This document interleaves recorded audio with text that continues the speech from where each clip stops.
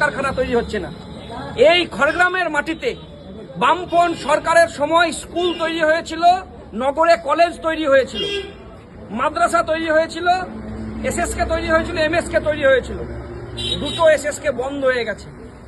গোটা রাজ্যের মাটিতে 8,200 স্কুল বন্ধ হয়ে গিয়ে 26,000 কালার মদের লাইসেন্স দিচ্ছে। খড়গ্রামে নতুন একটা স্কুল তৈরি করতে পেরেছে তৃণমূল সরকার বলতে পারবে না। একটা উন্নয়নের কথা তৃণমূল বলতে পারবে না। এই খড়গ্রামের উন্নয়ন একমাত্র লাল ঝান্ডা করেছে। তাই খড়গ্রামের মানুষ লাল ঝান্ডাকে ভালোবাসে।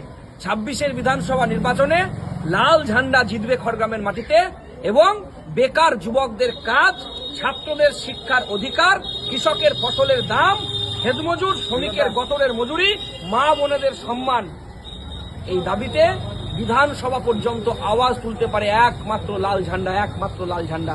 তাই প্রতিদিন লাল ঝান্ডার উপরে আস্থা ভরসা বাড়ছে মানুষের। কোথায় কোথায়